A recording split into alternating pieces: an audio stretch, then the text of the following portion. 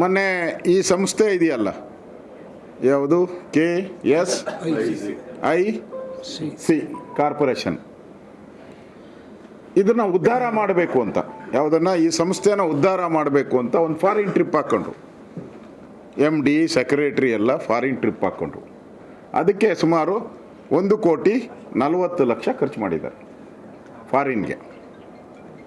ಅವ್ರ ಜೊತೆ ಬೇರೆ ಬೇರೆಯವರೆಲ್ಲ ಹೋಗಿರ್ತಾರೆ, ಅದೆಲ್ಲ ಸೇರಿ ಅವರ ಊಟ ಉಪಚಾರ ಎಲ್ಲ. ಏನಕ್ಕೆ? ಅಭಿವೃದ್ಧಿ ಮಾಡಬೇಕು ಅಂತ. ಇಷ್ಟೊಂದು ಡಿಮ್ಯಾಂಡ್ ಇದೆ ಅಲ್ಲಿ.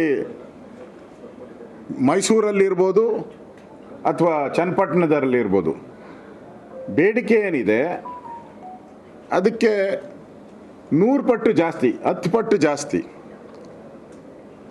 ಮಾರ್ಕೆಟ್ ಇದೆ. ಈಗ ಅಲ್ಲಿ ನಾನು ಚನ್ನಪಟ್ಟಣ ಕೇಳಿದೆ ಎಷ್ಟು ಬೇಕಾಗ್ಬೋದು ಅಂತ, ಅವ್ರು ಹೇಳಿದ್ರು 10,000 ಸೀರೆ ಬೇಕು ಸರ್ ನಮಗೆ ಅಂತ.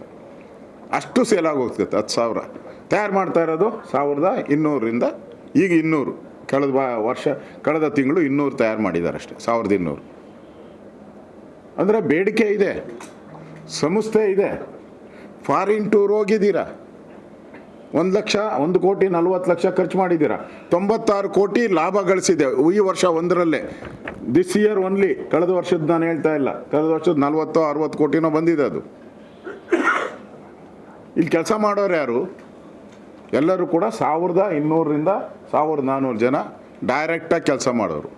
ಇಂಡೈರೆಕ್ಟಾಗಿ ಅದಕ್ಕೆ ನಮ್ಮ ಇದಾಗಿರುವಂಥದ್ದು ಸುಮಾರು ಒಂದು 600-700 ಜನ. ಇದಕ್ಕೆ ಬೇಕಾದಂಥ ವೆಹಿಕಲ್ ಇರ್ಬೋದು, ಈ ಥರದ್ದೆಲ್ಲ ಕೊಡೋವಂಥದ್ದು. ಅಂದರೆ 2,000 ಜನಕ್ಕೆ ಉದ್ಯೋಗ ಕೊಡೋವಂಥ ಒಂದು ಸಂಸ್ಥೆ ಇದು. ಬೇಡಿಕೆ ಇರೋ ಸಂಸ್ಥೆ, ಮುಚ್ಚೋಗೋ ಸಂಸ್ಥೆ ಅಲ್ಲ.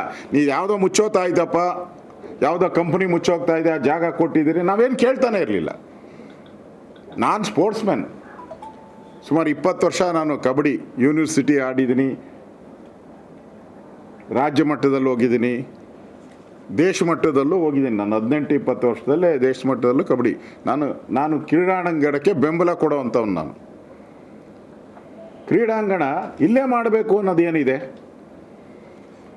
ಏನೋ ದೇವ್ರು ವರ ಕೊಟ್ಟಿದ್ದ ನಿಮಗೆ, ಇಲ್ಲೇ ಮಾಡಬೇಕು. ಅದೇನೋ ಹೇಳ್ತಾರಲ್ಲ, ಪೂಜೆ ಮಾಡಿ ದೇವ್ರು ಕರ್ಕೊಂಡು ಹೋಗ್ತಾರೆ, ಇಲ್ಲಿ ತೆಂಗಿನಕಾಯಿ ಹೊಡೆದು ಅಲ್ಲೇ ಮಾಡಬೇಕು.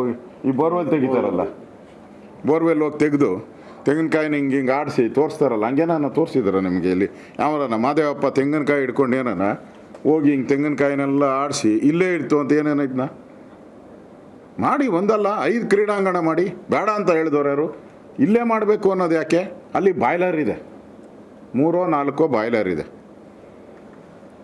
ಬೆಳಗ್ಗೆ ನನಗೆ ಎಕ್ಸ್ಪ್ಲೈನ್ ಮಾಡಿದ್ರು ಅವರು. ಅಲ್ಲಿ ಈ ಹುಳನೆಲ್ಲ ಬೇಯಿಸಿ ಆದಮೇಲೆ ಅದ್ರ ವಾಸನೆ ಭಾಳ ಜಾಸ್ತಿ ಬರುತ್ತಂತೆ, ಇರೋಕ್ಕಾಗಲ್ಲ. ಅಲ್ಲಿಂದ ಒಂದು 100-150 ಮೀಟ್ರ್ ದೂರದಲ್ಲಿ ಇಷ್ಟು ವಾಸನೆ ಬರುತ್ತಂತೆ. ಯಾಕೆಂದರೆ ಹುಳ ಸತ್ತಿರುತ್ತೆ, ಅದದ್ದು ಕಸ ಎಲ್ಲ ಬರುತ್ತೆ. ಅದಕ್ಕೋಸ್ಕರ ಮರಗಿಡಗಳನ್ನ ಹಾಕಿದ್ದಾರೆ ಅಲ್ಲಿ. ಅಂದರೆ ದೂರದೃಷ್ಟಿಯಿಂದ ಮರಗಿಡಗಳನ್ನ ಹಾಕಿದ್ದಾರೆ. ಅಂದರೆ ಈ ವಾಸನೆ ಇದನ್ನೆಲ್ಲ ಪೊಲ್ಯೂಷನ್ನು ಎಲ್ಲ ಅಬ್ಸರ್ವ್ ಮಾಡೋದಕ್ಕೆ ಇರೋದು ಒಂದೇ ಮೆಥಡ್ ಅಲ್ಲ. ಪರಿಸರ ಅದನ್ನು ಪ್ರಕೃತಿ ದತ್ತವಾಗಿ ನಮ್ಗೆ ಕೊಟ್ಟಿರೋದು. ಆಲ್ಮೋಸ್ಟ್ ಎಲ್ಲ ಟೀ ಕುಡ್ಡು ಈ ಥರದವೇ ಇರೋದಲ್ಲಿ. ಸಂಪಿಗೆ, ಟೀ ಕುಡ್ಡು, ಬೇವಿನ ಮರಗಳು, ಶ್ರೀಗಂಧ ಈ ಥರದ ಮರಗಳು ಇದೆ. ಈಗ ನನ್ನ ಪ್ರಕಾರ, ಅವ್ರು ಹೇಳೋ ಪ್ರಕಾರ 600, ನನ್ನ ಸರ್ವೆ ಪ್ರಕಾರ 430 ಮರಗಳನ್ನ ಕಡಿಬೇಕು. 420-430 ಮರಗಳು ಕಡಿಬೇಕಾಗತ್ತೆ ಅಲ್ಲಿ. ಎಲ್ಲ ಈ ಥರದ ಮರಗಳು. ಒಂದು ಕಡೆ ಮರ ಕಡಿಯೋದು, ಒಂದು ಕಡೆ.